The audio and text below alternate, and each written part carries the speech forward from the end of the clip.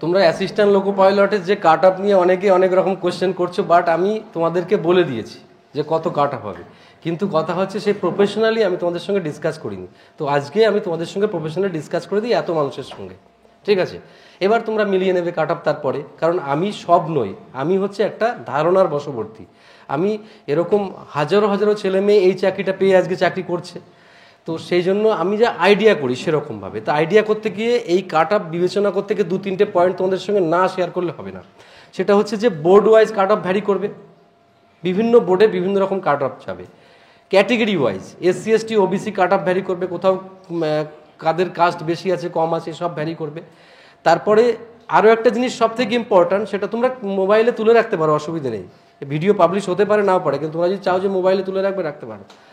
এবার আরেকটা জিনিস সব থেকে ইম্পর্ট্যান্ট, সেটা হচ্ছে যে ফর্ম ফিল আপের যে ব্যাপার, ফর্ম ফিল আপের শুরুতেই কিন্তু ভ্যাকান্সির পরিমাণ বেশি ছিল না, তাই অনেক মরণমুখী স্টুডেন্ট তারা শুধু লাভ খোঁজে, তো তারা ফর্ম ফিল আপ করেনি এবার। আর ফর্ম ফিল আপ যারা করেছে তারা গেইন হয়েছে, পরবর্তীতে ফর্ম ফিল আপ সুযোগ পায়নি যখন ফর্ম বেরিয়েছিল বেশি, পায়নি সুযোগ। এই জায়গায় দাঁড়িয়ে এগুলো তো গেল। অ্যাবসেন্টি যে পরিমাণ প্রতি বছরই মনে করে একই রকম থাকে, উনি আমি চর্চা করতে রাজি নই। তারপর যেটা এবার কিছু ঘটনা ঘটেছে, কোনো বোর্ডে কেউ ভালো করে পরীক্ষা দিতে পেরেছে, কোনো পরীক্ষা দিতে পারেনি, কারোর মাউস কাজ করেছে, কারোর মাউস কাজ করেনি, এসব ব্যাপার থাকছে। তারপর আরেকটা বড় ঘটনা কাজ করবে নর্মালাইজেশন। এই সব কিছু মিলে কিন্তু এই প্যারামিটারগুলো সব থেকে ইম্পর্টেন্ট হচ্ছে কাট অফের ব্যাপারে, সব পরীক্ষার জন্যই। তো এখন বিবেচনা করে আমি তোমাদেরকে একাধিকবার বলেছি, আমার যে কথায় আমি কিন্তু নড়নচড়ন করিনি। আমি তোমাদের বলেছি যে এই যা কোশ্চেন হয়েছে, কোশ্চেনের লেভেল কেমন হয়েছে না নিয়ে সারা দেশ জুড়ে কথা বলছে, তোমাদের কাছে কোশ্চেন পেপার এখন চলে এসেছে, এখন তো এ নিয়ে আর মন্তব্য করা আমার উচিত না, তাই কোশ্চেন জেনে গেছো। এখন কোশ্চেন ভালো মন্দ সহজ কঠিন সবাই বুঝে গেছো। এখন এই কোশ্চেনের পরিপ্রেক্ষিতে যে মার্কস, আমার ধারণা, আমি অনেক দিন ধরে বলে আসছি যে পরীক্ষার পর থেকে বা তখন থেকে বলে আসছি, যারা 50% জেনারেল কাস্ট আছো, ইউআর আছো, তারা নিশ্চিত রূপে তারা কিন্তু সিবিটি 2 এর জন্য প্রিপারেশন নিতে পারো, ঠিক আছে? এবার কথা হচ্ছে, তো আমি একদম আমি নাম্বার ধরে বলছি, 50% অনেকে বুঝতে পারবে না সিস্টেমে। তো কত মার্কসের এক্সাম হয়েছিল এটা? 75 মার্কস। আউট অফ 75 যদি 50% হয় কত হয়? 37.5। আমি তোমাদের বলছি 37.5-এর +2 ধরো, আর মানে +-2 ধরো। কি বললাম ভালো করে বোঝো, যারা যে ওর থেকে কম পেয়েছো তারা যে পাবে না চান্স তা কিন্তু নয়।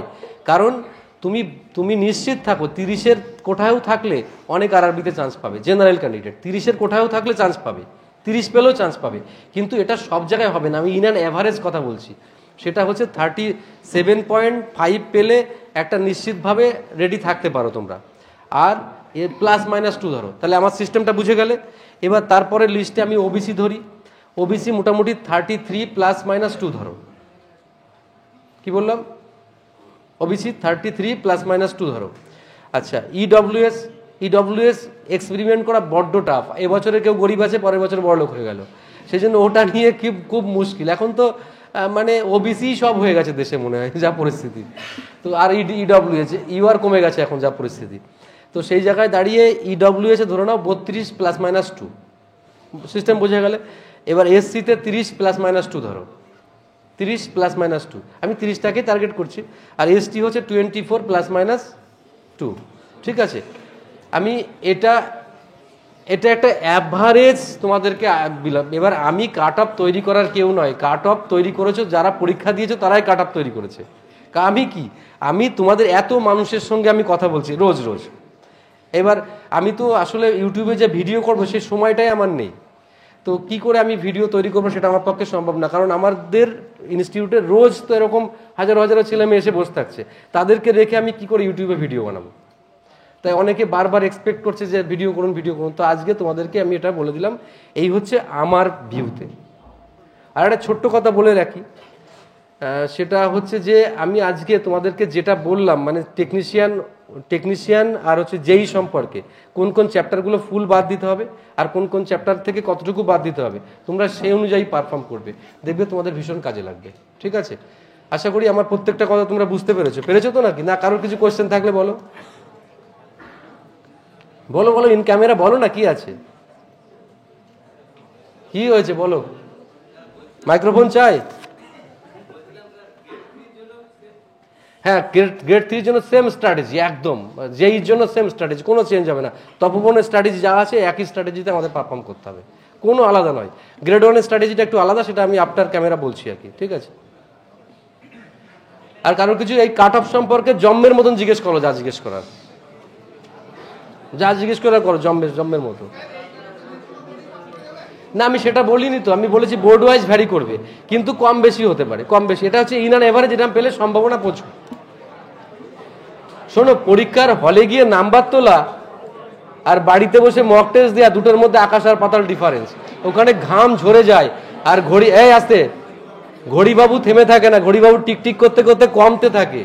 এরকম ঘড়ি হলে সুবিধা হতো, যে বুঝতে পারতাম, কিন্তু জীবন থেকে টাইম কমে আসছে, এটা যার জীবনে হয় তারা বুঝতে পারে।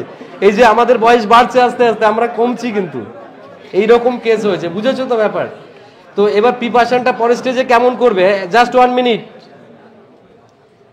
প্রিপারেশনটা এখন সামনের পরীক্ষাগুলো দাও, প্রথম কাজ হচ্ছে পরীক্ষাগুলো দাও। কোন পরীক্ষাগুলো বলো তো? টেকনিশিয়ান, যেই, এগুলো দিয়ে নাও, দিয়ে আরপিএফ চলছে, দিয়ে তারপরে CBT 2 এর জন্য একদম ধোয়া করে ফেলতে হবে। তো ওই যে টাইম পাওয়া যাবে, কারণ CBT 2 এর তো একটা সব থেকে বড় ইম্পর্টেন্ট লোকো পাইলটে, সেটা হচ্ছে CBT 2 এর পার্ট এ। ওটাই তো মার্কস তোমার মানে ডিফারেন্স করবে অন্যদের সাথে, কারণ ওটার উপরে তোমার চাকরি নির্ভর করবে, মেরিট লিস্ট ওটার উপরে হবে। আর CBT 2 এর পার্ট বি 75 মার্কস থাকবে টেকনিক্যাল, ওটা মানে 35% নাম্বার হয়ে গেল। ওখানে কারো সোনার চাঁদ সোনার ঠাকুর ওখানে কেউ নেই, সবাই সমান, কিন্তু ওখানে কিন্তু সবাই SC ST OBC কেউ নেই, সবাইকে 35% নাম্বার পেতে হবে। বোঝা গেল? এইসব ক্রাইটেরিয়াগুলো রাখবে, ওগুলো তো স্ট্র্যাটেজি আমাদের কাছে রয়েছে, পরে আস্তে আস্তে আলোচনা করবো, ঠিক আছে? সবাই এবার বুঝে গেলে কি, এবার যারা কম পেয়েছো তারাও কিন্তু খুব কষ্ট পেও না, কারণ আমার কথাই শেষ কথা নয়, মানে কম বেশি হবে, ঠিক আছে?